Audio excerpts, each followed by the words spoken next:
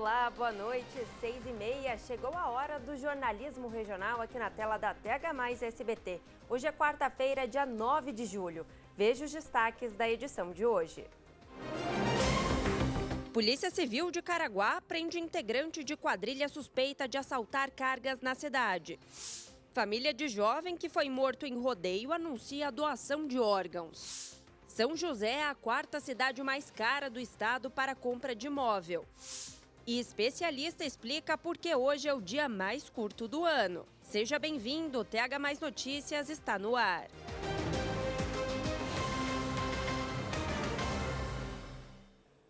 Vocês se lembram daquele roubo de carga de produtos comprados pela internet que aconteceu nos últimos dias?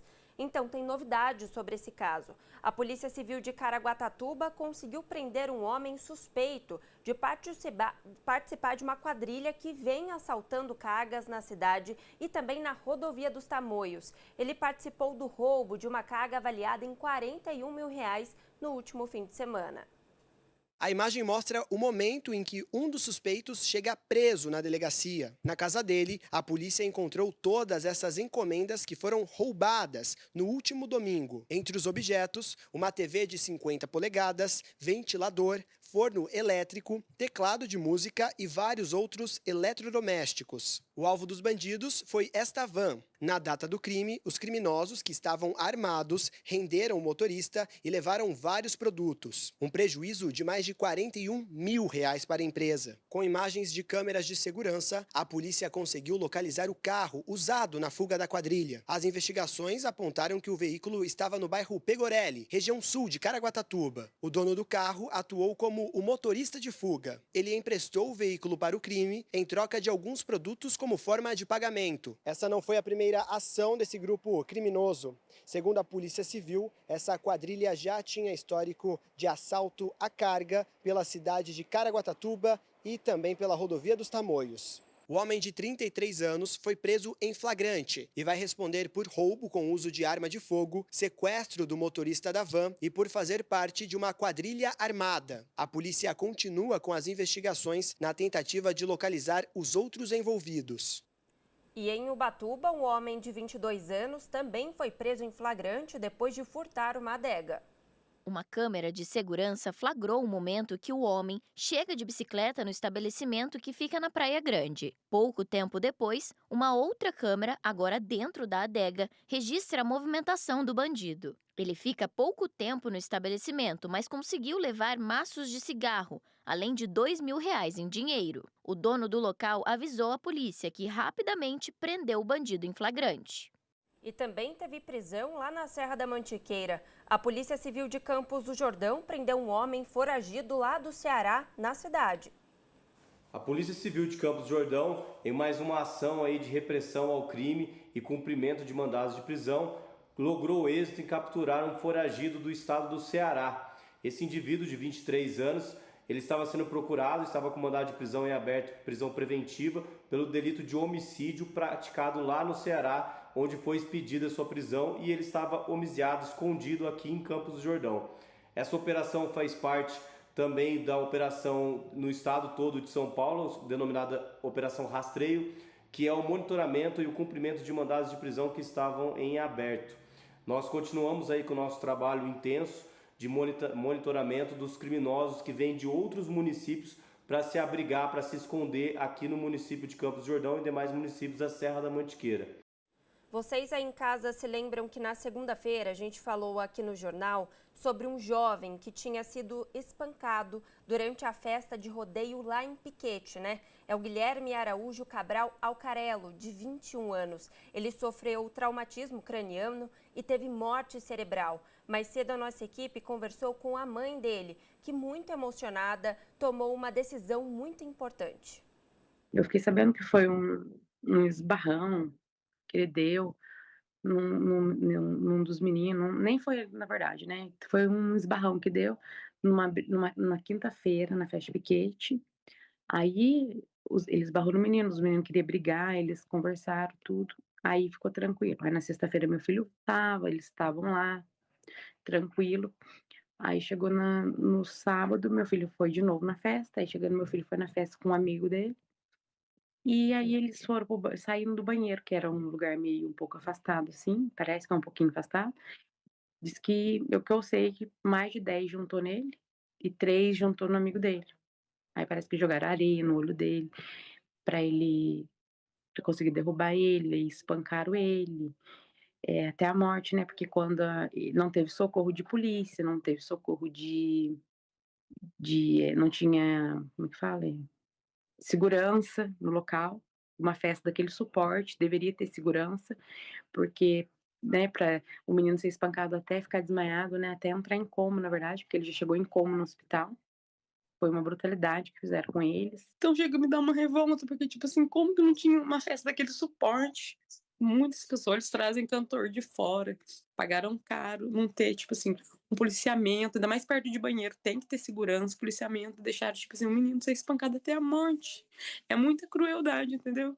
E ele não era bandido, ele era um menino trabalhador, desde os 18 anos trabalha. Então, pra mim tá sendo uma dor terrível. Através dessa dor, dessa crueldade que fizeram com meu filho, eu quero mostrar o amor que ele era, tipo assim, porque ele era uma pessoa amiga, amada por todos, tipo assim, tinha muito amigo. Então eu quero saber que, tipo assim, o coração dele, os órgãos dele, tá batendo em alguém, entendeu? Tipo, eu quero deixar o bem, apesar de tudo que aconteceu, eu quero mostrar a diferença, entendeu? Porque ele era um menino bom, então eu quero fazer o bem para as pessoas, porque eu sei que ele pode estar salvando várias vidas, porque ele, tipo, os órgãos ele tá tudo bem, tudo bom, o médico falou. Então, tipo, ele vai salvar muitas vidas. Então, essa que foi minha decisão mesmo. Eu sei que ele deve estar muito feliz, né? Tipo, por essa decisão minha.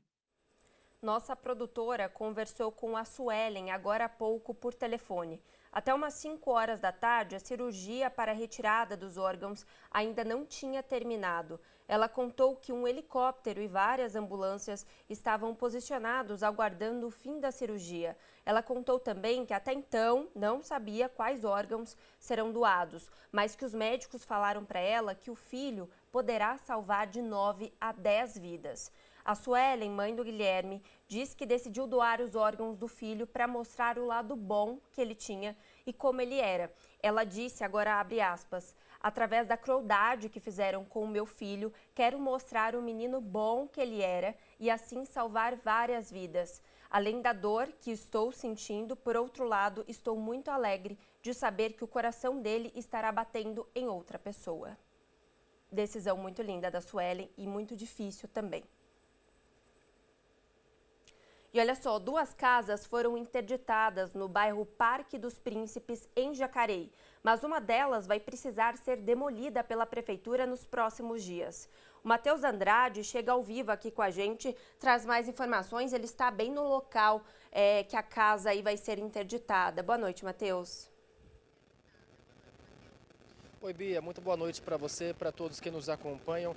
É isso mesmo, eu estou aqui no Parque dos Príncipes, em Jacareí, para acompanhar essas 2 casas que foram interditadas devido a esse incidente que aconteceu no último domingo. Um canal de esgoto foi rompido, teve danos estruturais e por isso aquela casa ali em cima, a primeira, corre o risco de desabar sob essa outra casa aqui embaixo. Um laudo técnico da Defesa Civil foi emitido e as autoridades optaram pela demolição daquela casa ali de cima. No entanto, o morador dessa casa está em viagem e, por isso, segundo as autoridades, é necessário primeiro aguardar o retorno dessa moradora para depois dar prosseguimento a essa demolição. Ao todo, 6 pessoas, 6 moradores precisaram deixar as suas casas, deixar a sua casa aqui, essa aqui de baixo, por conta desse risco de desabamento. Enquanto isso, o SAAI, que é o órgão responsável pelo serviço de esgoto aqui em Jacareí, continua dando todo o apoio a essas pessoas. Esse apoio inclui uma hospedagem em um hotel aqui da cidade, totalmente custeado, ou seja, os moradores que precisaram deixar as suas residências não vão precisar arcar com nenhum custo.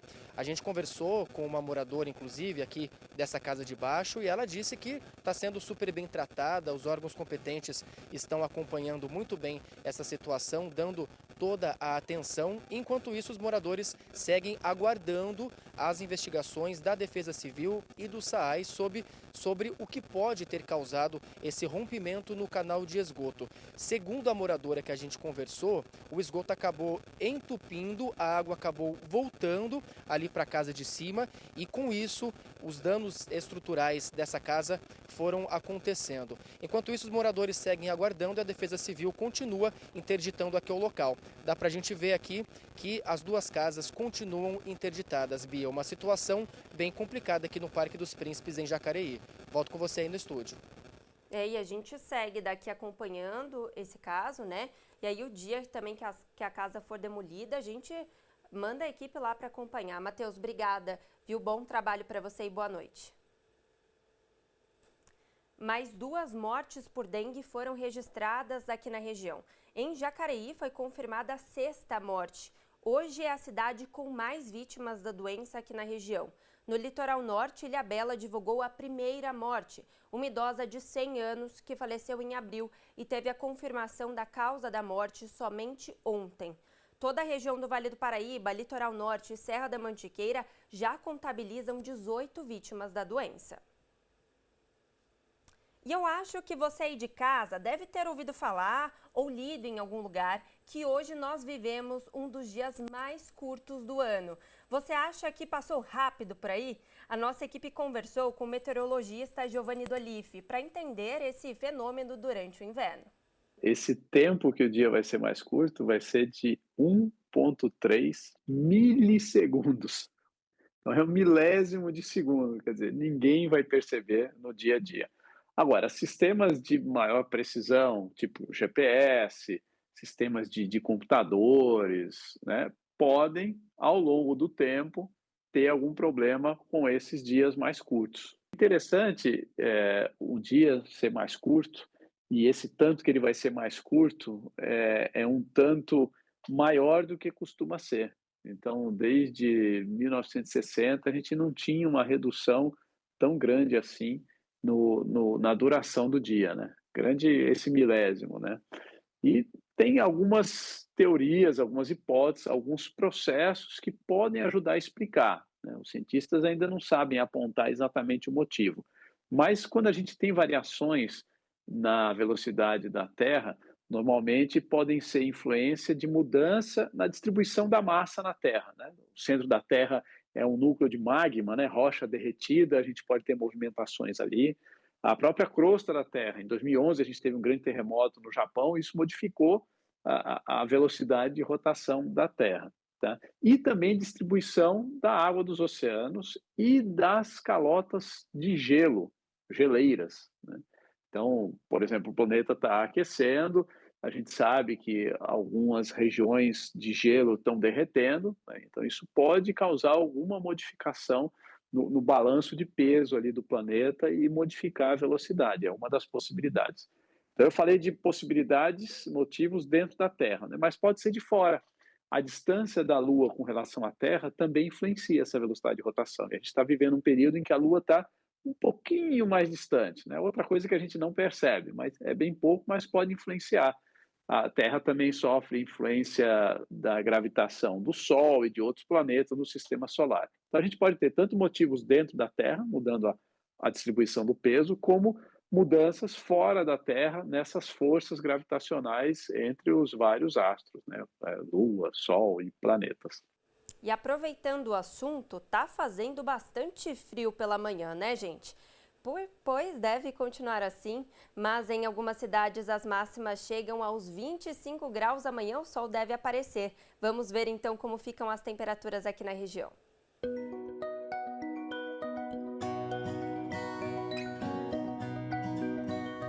Em São José dos Campos, o dia começa com possibilidade de geada, com mínima de 8 e as máximas não passam dos 24 graus.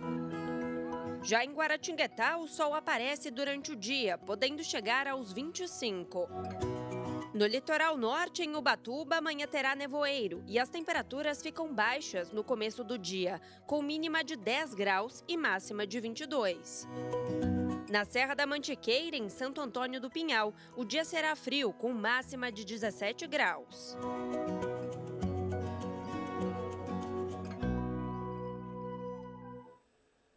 São José dos Campos é a quarta cidade mais cara do estado de São Paulo para comprar um imóvel.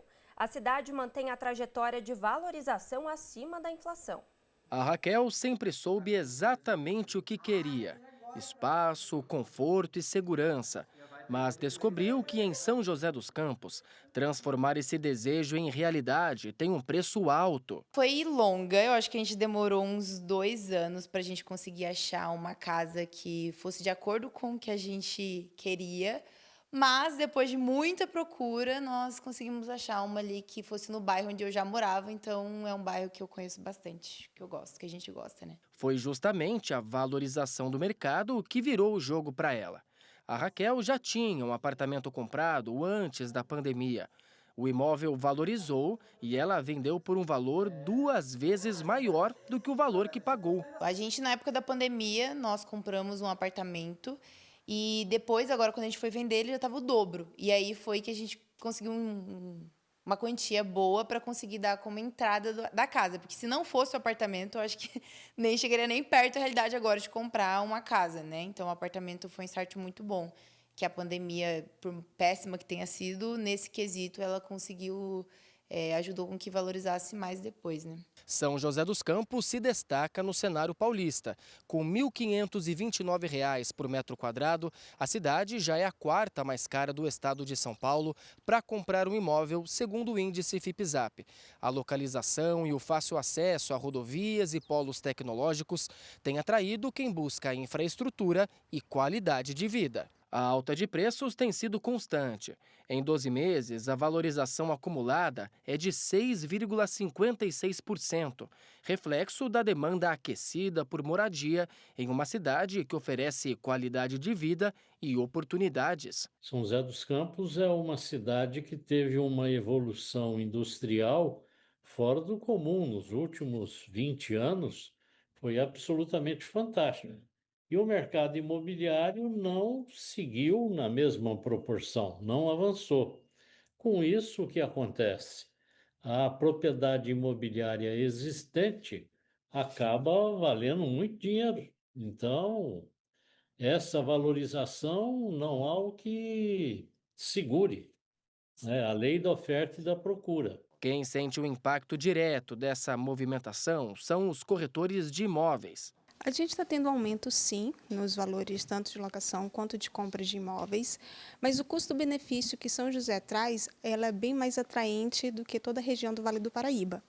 Então, a gente tem polos industrializados, né, aqui, grandes multinacionais, baixo índice de criminalidade. Então, tudo isso valoriza a cidade e faz com que as pessoas tenham um olhar diferente das outras regiões da cidade. Com o mercado aquecido e os preços em alta, comprar um imóvel em São José dos Campos exige planejamento e informação.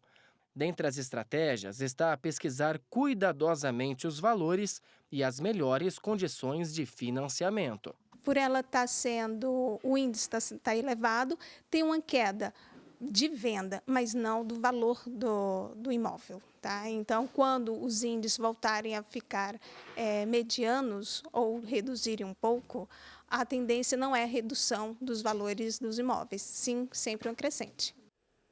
Pessoal, agora um recadinho super importante para você que sempre acompanha a gente. Sabe o WhatsApp, o 12997524005, que você já conhece?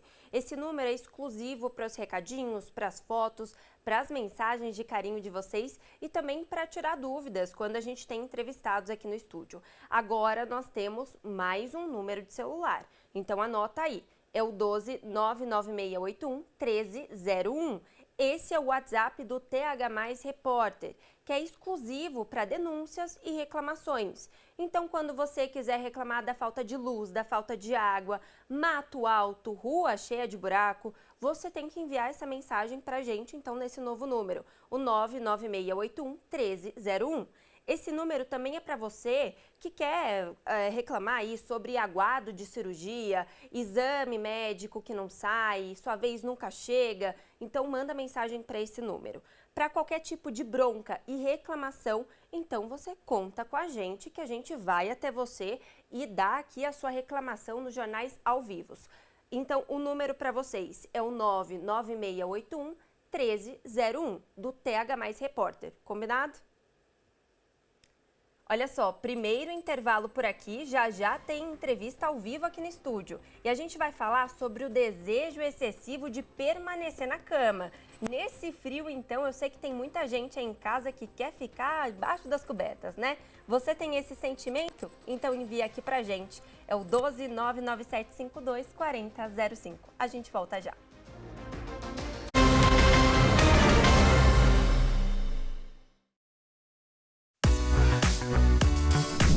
E essa sexta-feira, um programa especial. O Alô Vale acontece diretamente aqui de Campos do Jordão, dos estúdios da TH+ SBT. E eu já te faço o convite. Suba a serra, venha conhecer os nossos estúdios e fazer parte desse momento que vai ser incrível e, claro, melhor ainda, com a sua participação. Vem pro Alô Vale, vem pra TH+ SBT.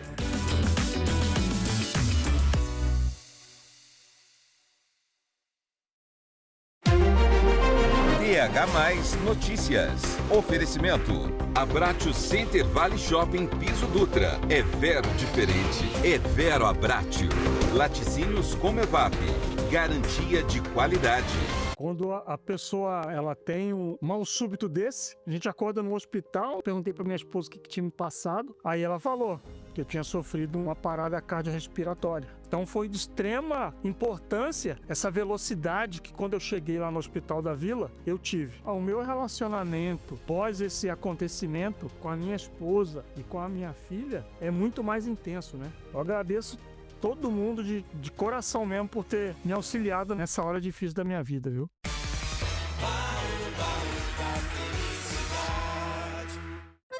No Abratio Restaurante, de segunda a sexta, do meio-dia às 3, você aproveita o nosso menu almoço a partir de R$ 49,90. O cardápio ganhou aperitivos novos, combinando os clássicos italianos com aquele toque especial que só o Abratio tem. Nosso menu infantil agora tem novas opções para agradar os pequenos paladares. Estamos no Center Vale Shopping, Piso Dutra. É Vero saboroso, é Vero Abratio.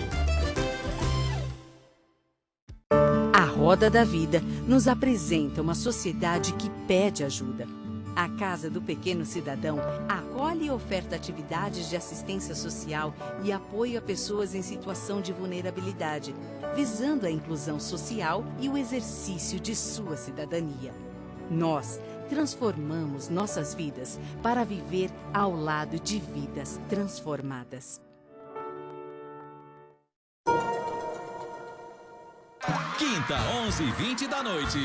Foi aqui que pediram diversão. A gente pede, mas nem sempre a gente recebe, né, irmão? Ah, mas nessa praça o seu pedido é uma ordem. Vocês ouviram? Quando o assunto é humor, estamos sempre atentos. Nos seus mínimos detalhes. Quinta, 11h20 da noite. E se tivesse daqui na minha frente, meu irmão? Será que eu tinha coragem de falar na sua frente, meu irmão? Que você não pode perder. A praça é nossa.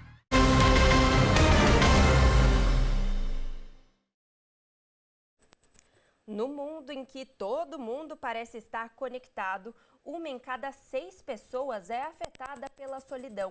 Foi o que concluiu um estudo da Organização Mundial da Saúde. O que Dona Rosilda, de 76 anos, e Murilo, de 18, têm em comum? Além de gostar de ler, os dois conhecem o sabor amargo da solidão. Meu coração fica apertado, né? Com vontade de ver a família, com vontade de ver meu filho. Na pandemia, passei por maus bocados, o sentimento da solidão era muito forte, mas eu consegui superar e dei a volta por cima. Mas os dois também souberam enxergar o lado bom de estar só. Passeio muito, ando, não vivo em casa. A solidão ela pode ajudar muito a ter amor próprio. 1 em cada 6 pessoas no mundo diz sofrer e se incomodar com a solidão, segundo um estudo da Organização Mundial da Saúde.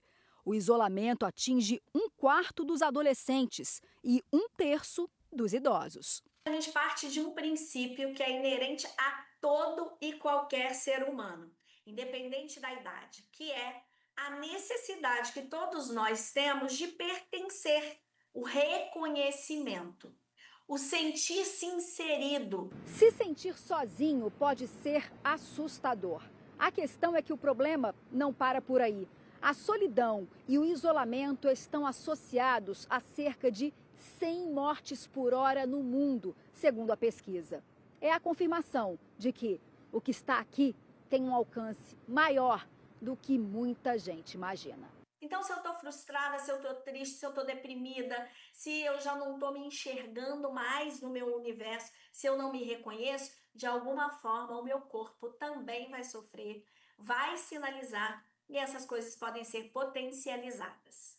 O estudo também concluiu: pessoas que têm uma forte conexão social apresentam maior chance de ter uma saúde melhor e viver mais. Por isso, movimentar o corpo e a mente em grupo pode ser uma boa maneira de espantar a sensação de estar só.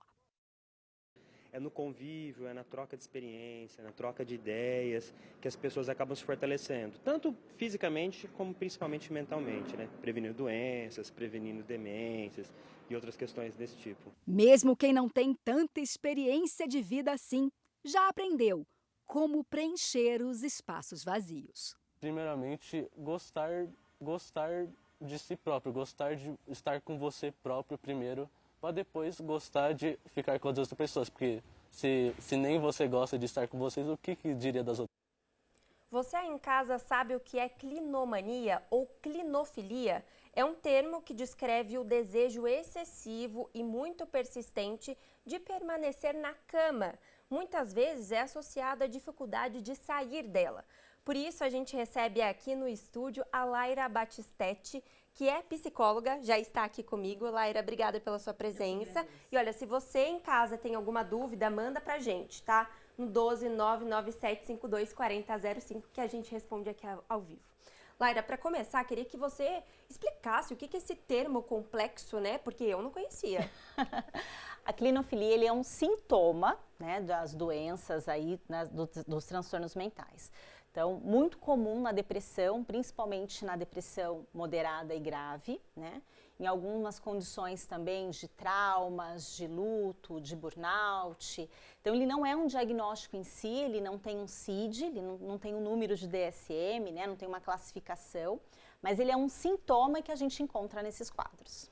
E aí, quando a gente fala sobre a clinofilia, clinomania, eu vi também que tem alguma coisa associada ao tempo, ao clima, porque a gente sempre fala, né, em período de inverno é normal. Ai, que vontade de ficar na cama o dia inteiro, mas não tem nada a ver, né? Pode ser uma coisa mais grave, uma doença psicológica. Exato, né? Uma coisa que a gente tem que separar muito aí é a questão...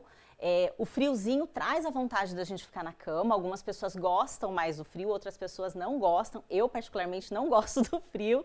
Então, para mim, é sempre mais difícil, né, sair da cama, mas a gente consegue sair, consegue fazer.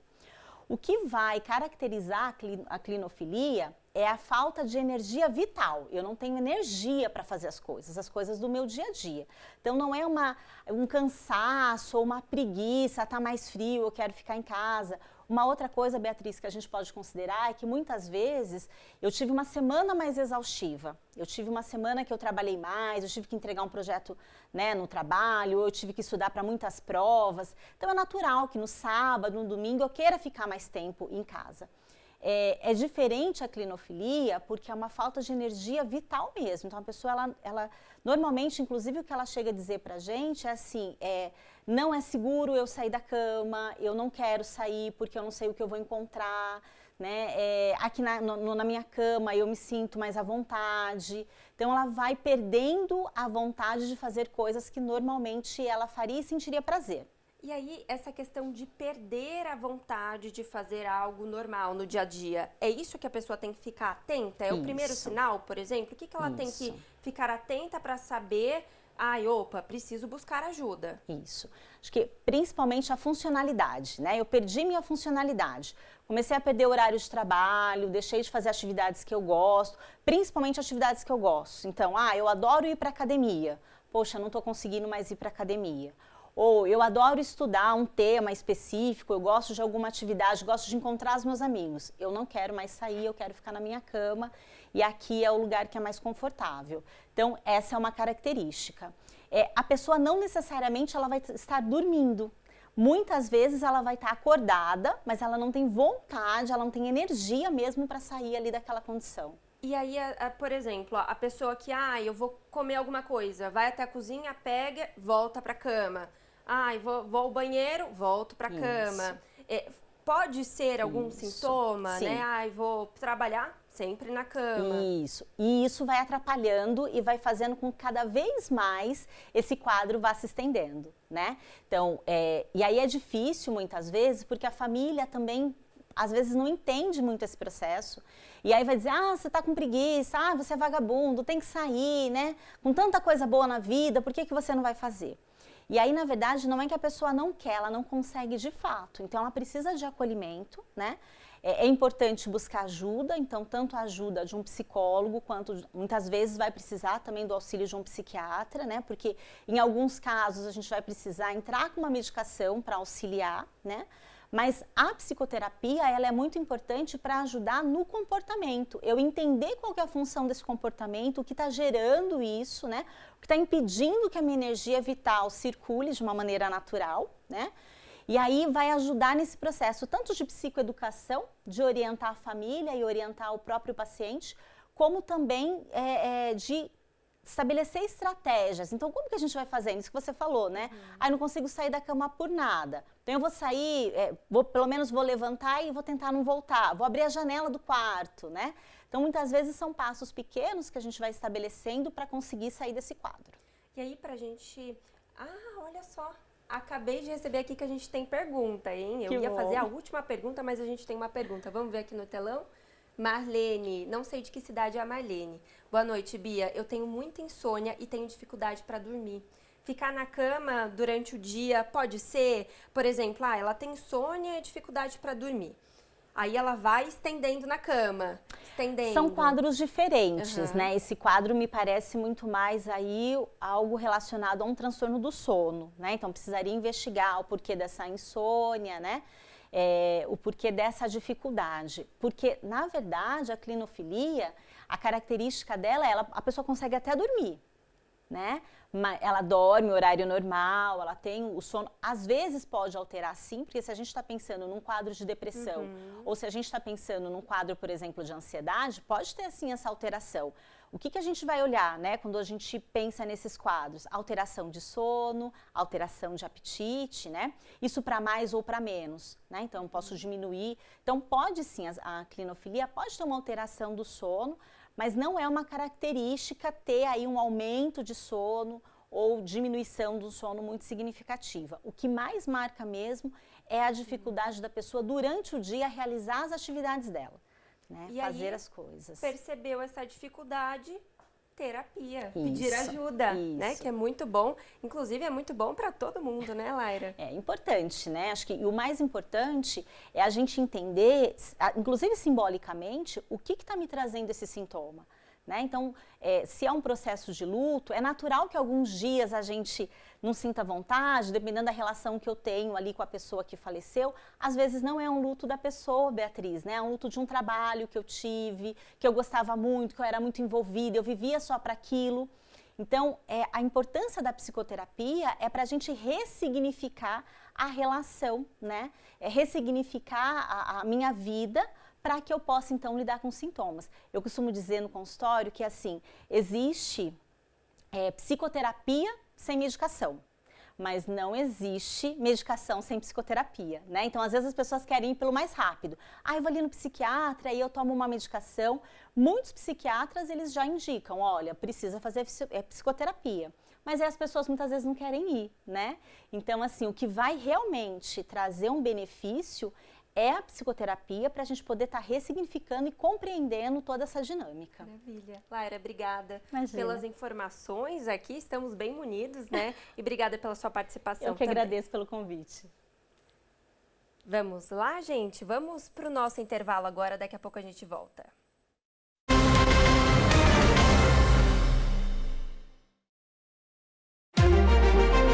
TH+ Notícias. Oferecimento. Abratio Center Vale Shopping Piso Dutra. É Vero diferente. É Vero Abratio. Laticínios Comevap. Garantia de qualidade. Você sabe o que tem no Espaço Auto Shopping? Confiança e preço de verdade. Mob 2021 sem entrada. Parcelas de 1.490. Jeep Renegade 2016 por 59.900. 10 mil de desconto. É no estacionamento do Vale Sul Shopping.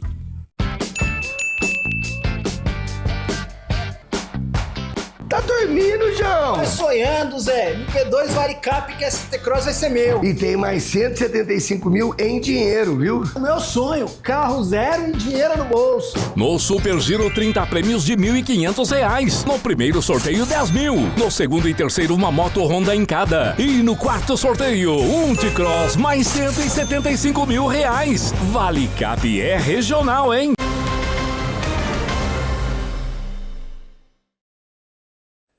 Você tem o hábito de checar o celular constantemente? Tem medo de perder algum conteúdo interessante ao se ausentar das redes sociais?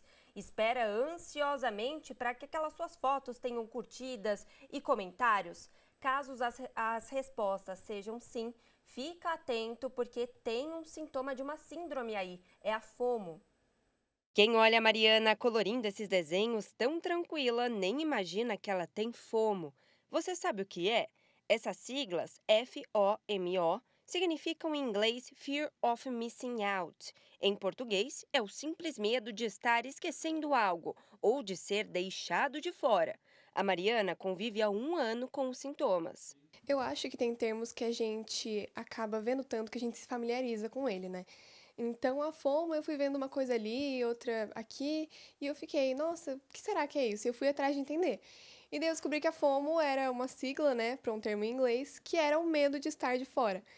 E daí eu pensei, nossa, eu sinto isso muitas vezes. Então, às vezes, ver alguma coisa que alguém postou, ou alguém conta pra você que estava em algum lugar e aconteceu alguma coisa, e você fica querendo estar nesse meio, entendeu? Então, acho que eu fui vendo sobre isso e eu fui me identificando. Ansiedade e até certo ponto inveja podem ser o centro da FOMO, assim, porque hoje em dia, você consegue estar a par de tudo pelas redes sociais, por meios de comunicação. Foi na arte que ela encontrou uma saída para conter a ansiedade, além de tentar se distrair com outros compromissos diários. Fazer terapia me ajuda muito. Eu falo sobre o que eu posso falar na terapia, entendeu? Acho que é um modo de se abrir muito bom. E essa questão, assim, de ter um autocontrole do quanto eu mexo no celular, realmente silenciar alguns perfis que eu sei que não é produtivo para mim ficar olhando, porque eu vou ficar nessa ansiedade, nessa FOMO, silenciar, tipo, o celular, as notificações, arquivar contatos que eu sei que eu não preciso estar conversando o tempo todo. Eu acho que ter esse controle é muito bom. Redirecionar a mente para fazer outra coisa, às vezes pintar ou ler, ou fazer algum exercício, eu acho que é bom e ajuda bastante, até para você suspender mesmo o pensamento disso. Assim como ela, muitos jovens têm compartilhado nas redes sociais informações sobre a síndrome, como uma forma de alerta. Se você passa grande parte do seu tempo assim, mexendo no celular, cuidado. O uso excessivo das redes sociais tem contribuído e muito para o aumento dessa síndrome. Ela gera questões que afetam a questão psíquica, que vem afetando a questão psíquica, como a ansiedade, por exemplo, é algo que vem aí perturbando por conta desse FOMO, que é essa nova sigla para traduzir a necessidade de estar sempre ali, ativa e atualizada a tudo que está acontecendo ao mundo. Os sintomas é muito subjetivo, vai de pessoa para pessoa, mas a necessidade, você percebe que a pessoa está o tempo todo atualizando as redes sociais, as plataformas, o que ela se conecta, ela está o tempo todo ali tentando estar atualizada. Então, você vê ela sempre conectada com o celular, computador ou qualquer outro tipo de aparelho, ela precisa o tempo todo estar muito mais ligada na rede, na internet, do que no presente, na vida pessoal dela. Para ter controle da situação, a saída é deixar as redes sociais de lado e, o mais importante, procurar ajuda. Acho que o primeiro passo é entender aonde está esse seu movimento. Entendeu? Ok. Temos que diminuir esse conteúdo assimilado diariamente, momentaneamente, minuto a minuto. E para que isso aconteça, eu acho que a melhor posição é viver o presente. Aonde está o presente? É você melhorar suas relações interpessoais, os momentos, essa exclusão da rede social por minutos, muitas vezes nem numa hora de almoço, nem em uma conversa com um amigo você consegue se libertar. Pessoal, vamos para Brasília? O correspondente do Grupo Tati, Diego Amorim, traz as novidades da política nacional. Responde para mim, quem está pensando no Brasil? Eu sei que é exagero eu dizer aqui que ninguém está pensando no Brasil, mas ainda assim eu vou arriscar dizer, ninguém está pensando no Brasil.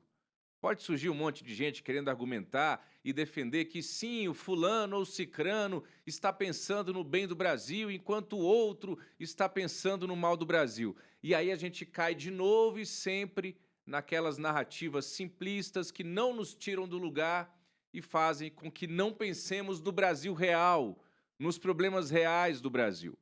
Olha aí para os 3 poderes da República e me responde. Quem é que está pensando, por exemplo, em preparar o Brasil de maneira séria para as mudanças climáticas que já estão acontecendo? Quem é que está pensando em fazer o Brasil ter crescimento econômico sustentável, sem solavancos antes, durante e depois de cada eleição? Quem é que está pensando em tentar conter de alguma forma o avanço do crime organizado, das facções, das milícias, para além de encontrar culpados? Quem, com autoridade para isso, pensa no Brasil além de si mesmo, além do seu partido, da sua reeleição, de emendas e poder, poder e emendas? Me responde, vai. Quem está pensando no Brasil? Olha, nós estamos no finalzinho do feriado de 9 de julho, mas você sabe o que foi a Revolução Constitucionalista de 1932? E se eu te falar que um dos personagens principais dessa revolta é aqui do Vale do Paraíba? O Pedro Coralha preparou uma reportagem mega especial que vai te explicar quem foi Euclides Miragaia. Bandeiras hasteadas e todos em frente a um dos marcos da Revolução Constitucionalista. Um acontecimento que marcou a história do país e tem raízes também no Vale do Paraíba. Martins, Miragaia, Drauzio e Camargo. São os 4 sobrenomes de 4 dos 5 estudantes que foram mortos no dia 23 de maio de 1932. E este monumento, que existe em várias cidades do estado de São Paulo, presta uma homenagem à luta desses universitários. Em 30, a gente tem uma crise no mundo todo. Em 29, quebrou a Bolsa de Valores de Nova York e o café brasileiro era comprado fora do Brasil, né, era exportado principalmente para os Estados Unidos. E eles deixam de comprar o café. E existia no cenário político brasileiro a política do café com leite. Então, 2 estados se revezavam para escolher o presidente dentro de uma política nacional chamada política dos governadores. Outros estados brasileiros não gostaram da determinação da política do café com leite, quebraram essa política, colocando um interventor que foi Getúlio Vargas no poder. Todos esses estados tinham uma intenção de que o governo de Getúlio Vargas chamaria uma Assembleia Constituinte Nacional. A elite econômica e política de São Paulo resolve promover uma ideia de que deveria ter uma Constituição no Brasil. E aí em São Paulo, estudantes das universidades, principalmente da USP em São Paulo, em 32, eles resolvem fazer uma manifestação. O joseense Euclides Bueno Miragaia era um dos manifestantes. Ele tinha 21 anos e perdeu a vida na capital paulista defendendo os seus ideais. Hoje, 93 anos depois, a família carrega com orgulho esse legado. Você tem toda uma veneração ali sobre ele, né? As histórias sendo contadas de geração em geração. Então, esse vínculo é um vínculo forte, né? E isso acaba sendo um fator de orgulho, né? Você passar ali, por exemplo, em direção ali, quando a gente de Taubaté aqui, né? Quando a gente vai ali em direção, hoje não, mas na época a gente ia ali para Caraguá, por exemplo, tinha que passar na escola Euclides Miragaia, né? Isso sempre despertou um orgulho assim na família. Além de ser professor e historiador, Gustavo é sobrinho neto de Euclides Miragaia. E nessas memórias de família existem alguns pertences do tio-avô, como a certidão de nascimento este porta-guardanapos personalizado e este outro documento de identificação marcado pelo sangue do próprio Euclides. No fatídico dia, meu avô estava junto, aí meu tio falou: Joaquim, vai para casa porque eu tô sentindo que hoje aqui pode o clima esquentar. E avisa o pai que eu tô voltando depois aqui da manifestação, assim, tudo mais. E ali, infelizmente, ele acabou que nunca retornou, né, para casa. Além dos 4 mortes naquele dia, o estudante Alvarenga faleceu 82 dias depois. Ele estava internado em um hospital e não resistiu aos ferimentos. O movimento, então batizado MMDC, passou a ser conhecido como MMDCA, uma homenagem aos 5 jovens manifestantes que perderam a vida na Revolução. A gente precisa sempre relembrar dessa data 9 de julho, fazer uma reflexão de tudo que aconteceu ao longo de todos esses homens, que a gente deve sempre nesse mártir fazer essa homenagem a todos eles, para que a gente realmente possa manter esse país democrático e com as pessoas onde tem a liberdade e cidadania. Além de dar nome a avenidas e ser feriado em todo o estado de São Paulo, 9 de julho também foi a data do início dos combates da Guerra Civil, nomeada Revolução Constitucionalista de 1932. Um marco importante para a história de São Paulo e principalmente para a Constituição brasileira. Existe a questão da busca pela democracia, que até hoje a gente busca isso, a democracia plena, concreta para todo mundo, para a pessoa comum que está aqui na rua, para o político que está lá em Brasília ou está lá em São Paulo, mas para a pessoa rica, para a pessoa pobre, principalmente, que às vezes não consegue acessar. Então essa questão de democracia, a democracia ser expandida e ter uma lei maior que garanta isso, praticamente a gente só vai ter mesmo com a Constituição de 1988, e mesmo assim é muito difícil. Hoje nós devemos agradecer todos esses atos do 32, da Revolução Constitucionalista, aonde daqueles atos, daqueles homens, daquelas vidas que se perderam, hoje nós temos a nossa liberdade e temos um país democrático. Agora, 7h17, vamos ler algumas mensagens de vocês? Olha, Simone Galdino de Taubaté, boa noite, Bia. Já estamos aqui te assistindo. Deus abençoe o seu trabalho, esse jornalismo que é nota 1000. Manda um abraço para meu marido Osmair e nossos filhos, Lucas, Leandro e Manu. Um beijo para todo mundo. Obrigada pelo carinho de vocês, viu? Gostei do nota 1000, hein? Vamos para a próxima? A Lene, também de Taubaté. Boa noite, estou ligada nas notícias. Eu e meu marido Raimundo. Manda um abraço para nós. Olha, você é 10, ganhei um 10 também. Boa noite para vocês e obrigada pelo carinho, viu, Lene? Um abraço para o seu marido Raimundo. A Marina, de São José dos Campos, sempre está aqui com a gente também. Boa noite, Bia. Sempre ligadinha no programa. Beijo para você, Marina. Vamos lá para a próxima? A Neide, de Caraguatatuba. Ai, que foto linda com uma flor. Adorei, viu, Neide? Boa noite com essa linda imagem de lua cheia. Manda um beijo para minha mãe que está ligadinha no programa. Um beijo para sua mãe, vamos ver a foto?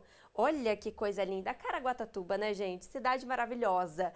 Vamos para a próxima mensagem, a Fernanda. Boa noite, Bia. Feriado foi em casa junto do marido e dos meus filhos de 4 patas, meus gatos. Ai, que delícia. É gostoso descansar, né, Fernanda? Que bom, para amanhã voltar com tudo ativa, hein? Mas eu te espero aqui amanhã também, hein? Não foge, não. Vamos lá para a próxima? A Sofia Elias, de Lorena. Olá, boa noite, tenho 10 anos. Minha família e eu adoramos assistir o programa. Eu acho que essa é a Sofia aqui na foto. Não sei se vocês conseguem ver que tá bem pequenininha, mas obrigada pelo carinho, viu, linda? Um beijo pra você. Mais uma? Simone aqui de São José. A Simone não tem foto. Boa noite, Bia. Eu assisto todas as semanas seu programa. Um abraço. Obrigada pelo carinho, Simone. E o carinho de todo mundo também. É muito bom ter vocês aqui com a gente, viu? Pessoal, obrigada pela companhia de vocês. Fiquem agora com o SBT Esportes Vale e depois o SBT Brasil. A gente se encontra amanhã às 6h30 da noite. Tchau!